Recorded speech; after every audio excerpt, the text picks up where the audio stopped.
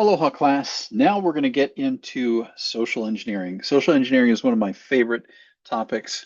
I've come to appreciate this over time as I've spent more and more time in cybersecurity. So let me go ahead and share with you my screen here.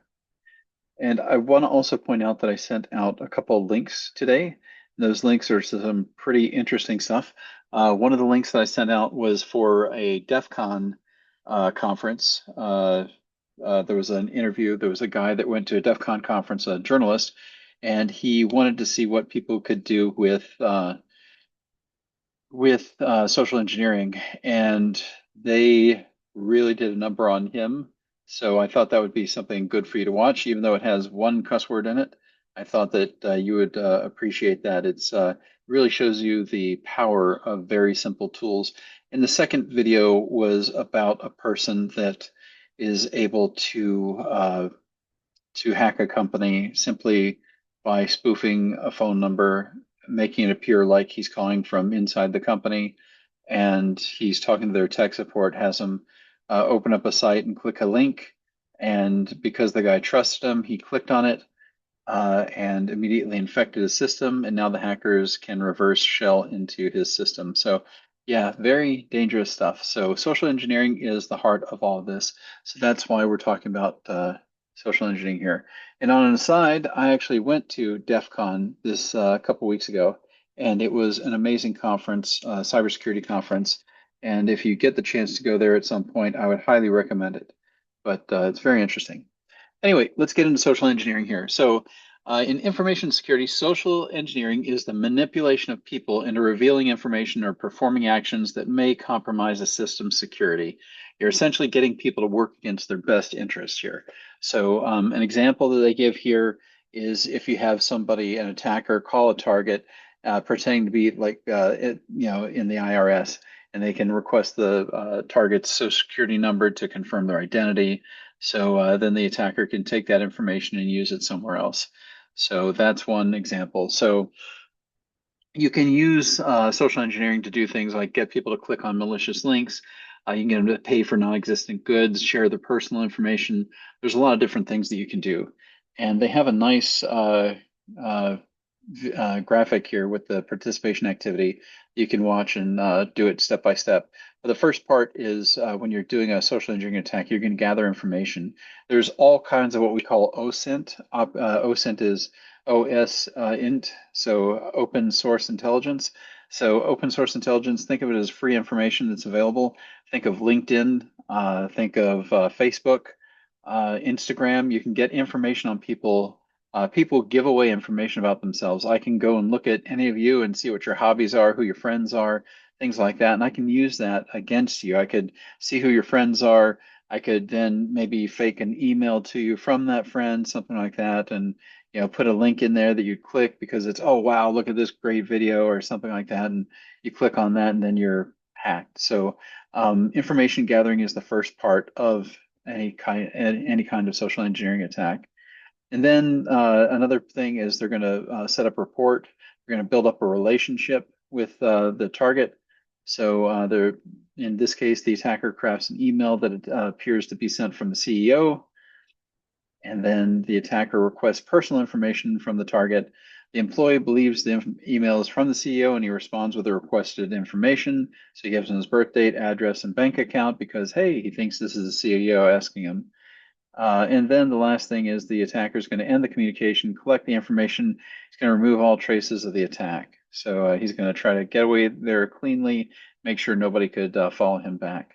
So our participation activity here, the questions, these are pretty simple, free to answer. Or remember, go ahead and try answering them correctly the first time, and then go back and answer them incorrectly to see why it's not the other ones.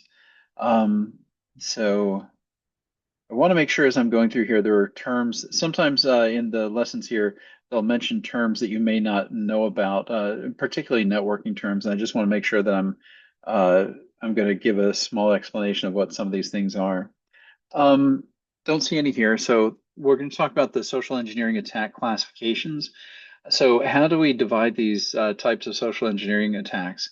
How do we explain them? So Your attacker is going to manipulate a target by creating a situation that the target won't question. So, a social engineering attack is classified by the strategy that's used in it. So, you've got social based, you've got physical based, and you've got technical based. So, a social based attack is going to you're going to use the target's emotions against them to alter what they're going to do.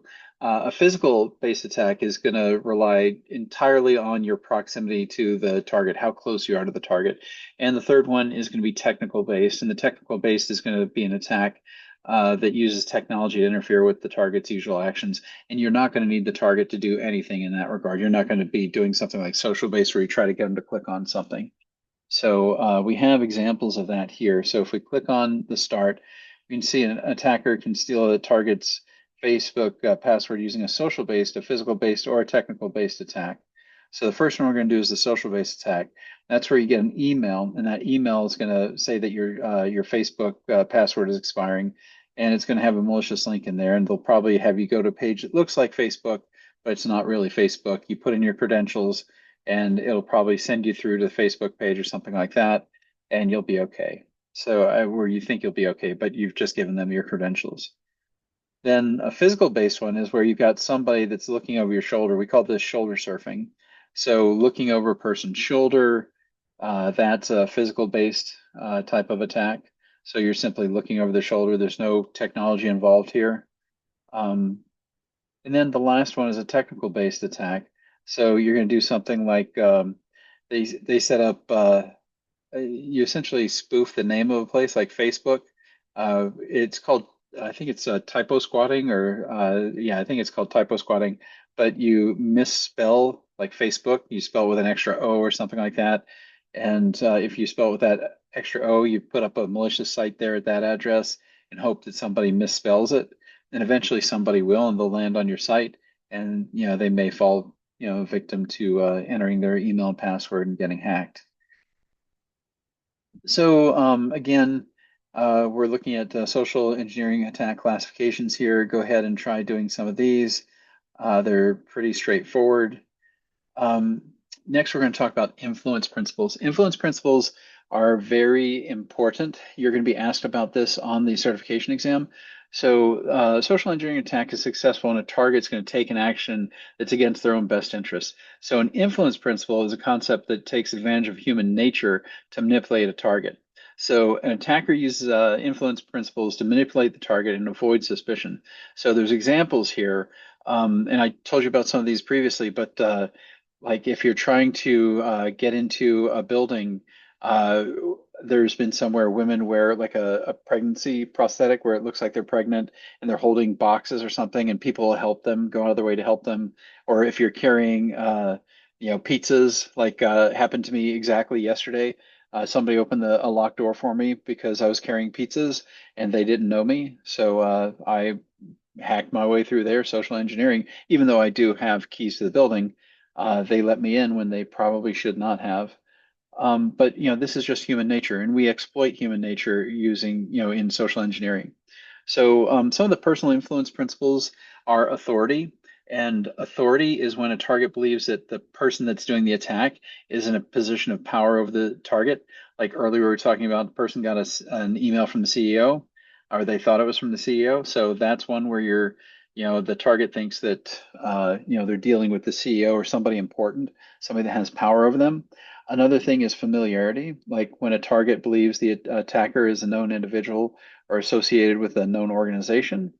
Intimidation is when you basically threaten harm to the victim. And then you've got trust, and trust is like when a target believes the attacker is trustworthy because the attacker has built a connection with the target. So, in addition to this, we have situational influence principles that come into play, and that's going to be consensus, scarcity, and urgency.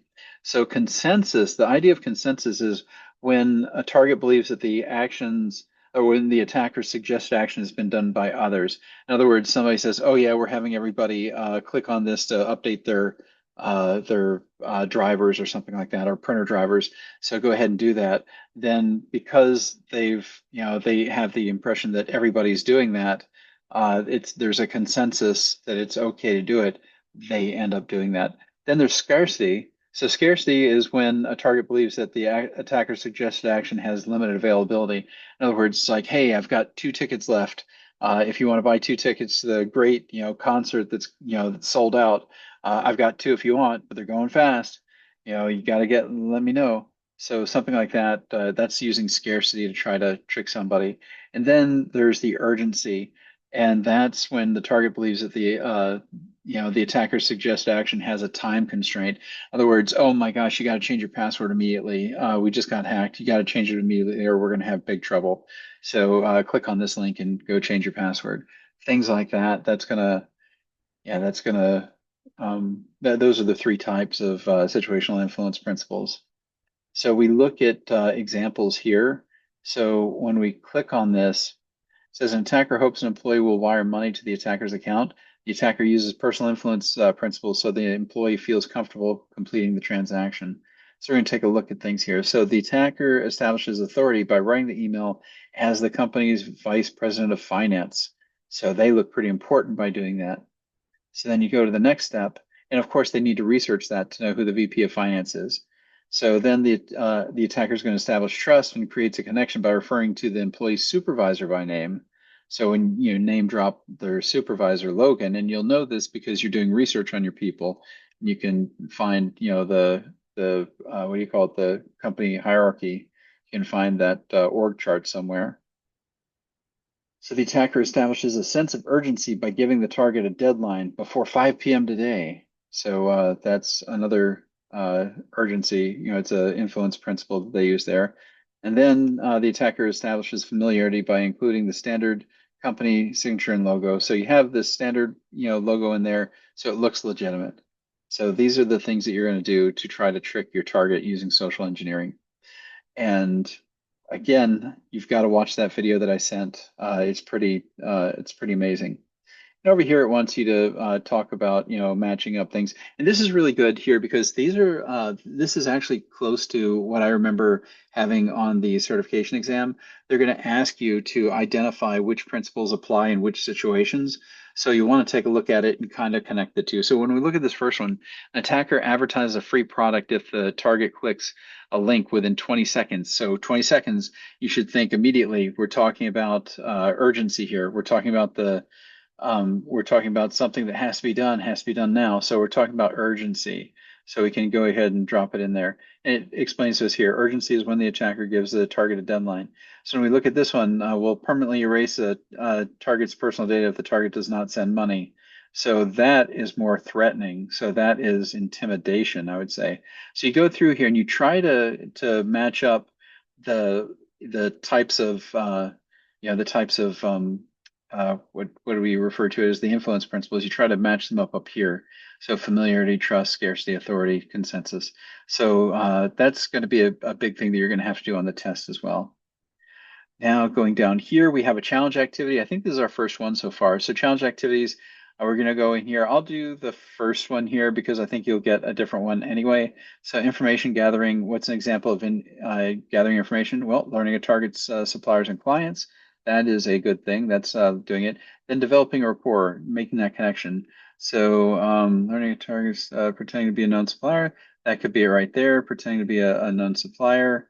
So yeah, we'll click on that. Then exploitation, we're going to have laundering stolen money to avoid being traced. That sounds good. Wait, hold on. Or is it going to be, oh no, receiving payment for a fake invoice is probably the exploitation one because laundering the money is going to be more like covering yourself up. So receiving payment. Then for exit, we're going to yeah, laundering stolen money to avoid being, that's what I'm guessing here. So go ahead and hit check, and that is correct. So this is expected. So now you click on next, you go to the next set, and you go in here and select the part of the email using the given influence principle. So urgency, which part is urgency? So urgency, you can go in there and pick out that element. So I'll just do this, for you. Install before 5 p.m. That's your urgency. Then authority, we can see that it's from IT support. So that's going to be authority right there. And due to a recent Oh yeah, so CTO is the where the actual authority comes from. Even though both of those are, the fact that they're dropping a CTO, which is more important than IT support, I'd say that's going to be the most important one. And it was. Yeah, because CTO is going to outrank IT support in that sense. So that's, go through this. It'll have probably different examples for you there, but go through that and, try it out. Make sure that you understand, how to decide, which principles apply and everything. And that is the beginning of social engineering. And again, this is my favorite topic now. It's one of my favorite, even more so than technical, attacks and things like that, because social engineering can be so simple and yet so effective. And you think about all the emails. Sometimes you'll get a bad email and you'll look at it and you'll say, "This is obviously fake," and that's why I'd send it up in my spam filter. But the amazing thing is, if you're sending out to hundreds of millions of people, at the end of the day, it really doesn't matter because even if you just get 0.0001% of people to click on it, you've just infected a large number of people right there. So it can be effective, very surprisingly so. So anyway, this is our intro to social engineering. We'll be continuing on with that in our future videos. So I look forward to seeing you in the next video. Aloha.